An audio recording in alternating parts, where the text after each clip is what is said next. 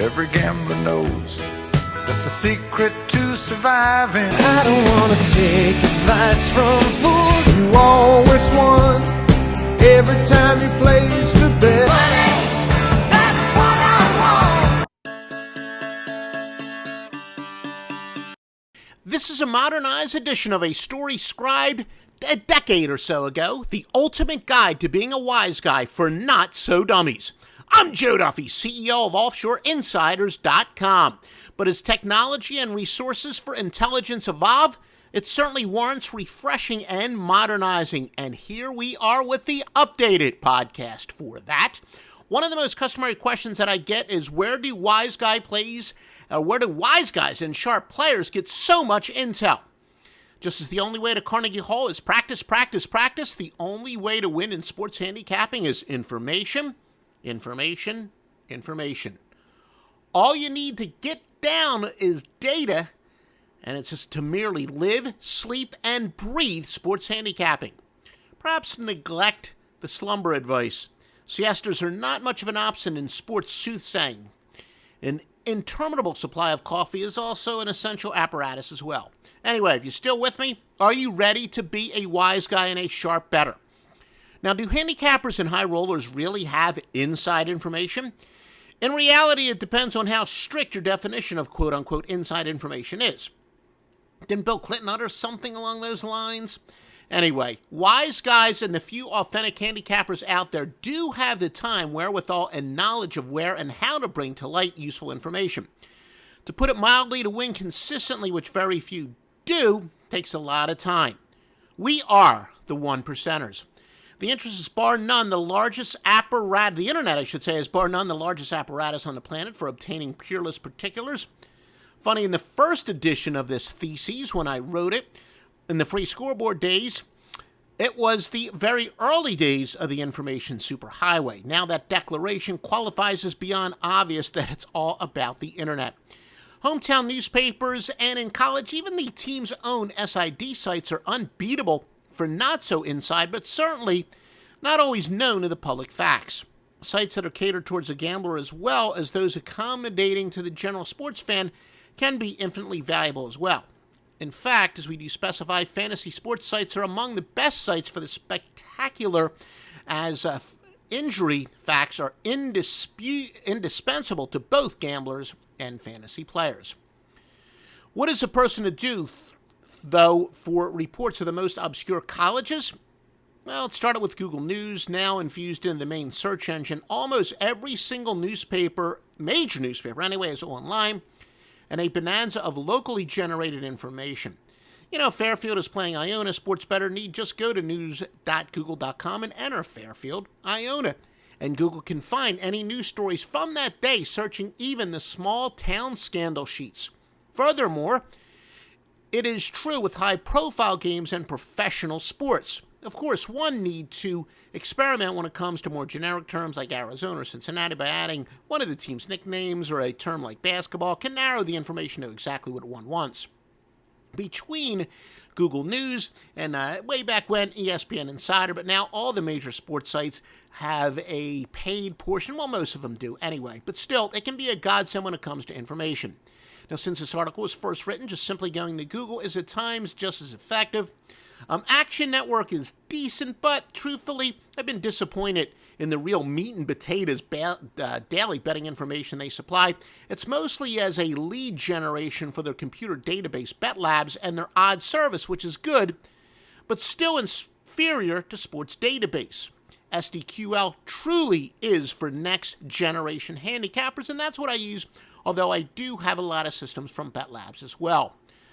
Oh my word, those who believe the poppycock that preseason football games are a mere crapshoot are truly missing out on the motherlode. Reading the team's stomping ground ledgers are gold mines for learning which teams are taking the exhibition most seriously, at least from a standpoint of a final score. It's very commonplace for coaches to flat out state they want to instill a winning habit in the preseason. This is, of course, truer with the fledgling coaches and the young and or traditionally losing franchises. Quarterback and key player rotations can be found with educated research. In other cases, a little reading will manifest that there are several teams just concerned with looking out for certain young players. It's not uncommon for one team to play its starters much longer than the other squad. We're still talking about preseason football, of course. Best of all, coaches announce it before the game. Those with limited time can get Cliff Notes just by reading the Associated Press stories found on, about 1 million sports sites. The AP stories are at their best in NFL preseason from a handicapping standpoint, though quality information can be had in other sports as well, particularly college football. Fantasy football sites continue to escalate the quality of NFLX coverage. Now, every now and then, I have even uncovered a treasure from the online student newspapers. While there's a select group of beat writers who I feel comfortable accepting what they say at face value, any potential gem that I get from the student papers must be verified. But then one would be surprised at the information that can come from the college media itself. Considering there's a lot of overlapping information with handicapping and fantasy sites are also great foundations, as I alluded to earlier. And to put it mildly, the fantasy sites like RotoWire, RotoWorld, etc. are no-brainer for the gambler in the NFL. Nobody comes close to not only giving football injuries, but also giving a fantastic analysis of how such will affect the teams and who the replacements are for injured players, key matchups, and the like. Now, Don Best's expensive service does the best job of real-time, late-breaking information. Originally, the problem with all the above sites was that the reader only got a player name and a status. But unless one knows the accurate scoop on every player on every team and their backups, often those injury sites are at best starting points. What good is Squid State guard pick a winner, questionable knee, when that is the sole information that's provided? Is pick a winner, and by the way, that's the hypothetical name of the player, is the point I'm trying to make. Is he the conference best player? Or is he a player on a team with no depth, or is he a part-time starter playing for a team whose strength is at his position? RotoWire does a very good job, originally in MLB, but now in all sports, at analyzing how the injury will specifically affect the team. In college sports, they, though, are imperfect, and they don't cover every injury from every team. But wise guys must research, and research. More times than not, the team's SID site will give very good information on the particulars of a player. Game started, important stats, and ditto on his replacement. The home ground fish wraps must be cross-referenced as well. Now, what are the particulars that I seek out? I cherish when I hear a player or a coach, or better yet, the players, that's plural, admitting they suffered a disheartening loss and have to follow it with another tough game. Such teams make great go-against plays, the so-called letdown theory. This is most true with college basketball and NBA teams that are not true top-shelf teams. For the latter, this is especially true if a team is playing back-to-back and are in the midst of a 5 games and 4 nights trip, which, of course, hasn't really happened quite as much since the latest CBA, but, 3 and 4 nights, etc. Now, fortunately, those words were initially penned about 2 decades ago. The aforesaid software programs enable me to store proven situations and tell me when they apply, so I'm not going to miss them. Few situations leap out at me more than in hoops when a team is on the wrong side in an 11-2 run to lose outright, of course, by a point or two. Then they have to play either the next night or maybe even the night after. This is most frequently in the NBA, but also occurs in the Ivy Leagues and West Coast Conference, which play back-to-back. Generally, the remaining conferences on the left coast include Pac-10 play, which is a Thursday and Saturday, so distressing losses are very important factors to track. Keep an eye on teams that play Saturday and Monday as well. Luckily, their software in some sports includes the biggest lead, or others the margin at the end of a quarter. So yes, we can monitor, for example, the teams that blew a 17-point lead in the NFL. How do they do? And how do teams do after overcoming a 17-point deficit? For the NBA, keep in mind that NBA.com, in conjunction with CBS Sports, will give a play-by-play rundown of the entire pro hoop game. There are, of course, glitches in their system, to be honest, but one can, for the most part, get a 100% accurate breakdown of how a game ended. And, of course, since I originally penned that a decade or so ago, most major sports sites really have such, in fact, now for all sports. This applies, but with different criteria in baseball, how much the bullpen was used, etc. But that's for a future article. Many sites give pitch-by-pitch breakdowns as provided by Stats Inc. In the NBA especially, it occurs more often than one thinks. I just get giddy when I read that a few players thought their upcoming opponent ran up the score or was shown up by a gratuitous windmill slam dunk or something to that effect. This is especially true if the team feels that they were shown up and, was on the road in reference game and now playing home in the game that we're handicapping. Yes, software can measure revenge situations.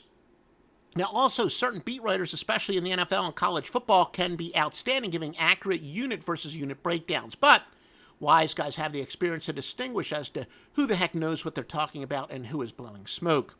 I regret Sporting News a few years ago was a must-visit for college football as they broke down literally every Division I game. However, they really reduced that feature and, budget cut and all that other stuff. But whatever, let's not live in the past, let's live in the future. As I've mentioned many times, one of the big keys to handicapping games is spotting deceptive final scores in handicapping and why teams really lost. That is why any true handicapper must own a satellite dish or a great cable TV sports package. I won't leave home without it. Well, I guess that's why I won't leave home. It's also invaluable as far as scouting mismatches and personnel matchups. Sophisticated software now enables me to see how a team does after winning a game in which they had 100 total fewer yards, for example. Sports gaming posting boards are good vehicles for gamblers to share information if one can actually sift and suffer through a lot of the garbage. In fact, to tell you the truth, some of the top SDQL systems I used did come from posting boards. In a perfect world, the best sites would not be moderated, but in places like the sports gambling news groups and sites, flaming takes precedence over content and forces valuable contributors to go to the referred sites. Now, much like distinguishing from among the good beat writers and the unfounded scribes, one must differentiate between the posting board's participants who provide quality info and those who are simply, of course, again, blowing smoke and cannot. Utilizing the best databases is essential to triumphant prognostication. There are many out there, both free and pay sites. Look, Covers.com has tremendous databases for all sports. With 10 to 16 game schedules for college football and the NFL we must also have stated the ability to look beyond the mere data, not ignoring, mind you, but an aberrational game here and there can dilute the statistical significance of football raw numbers.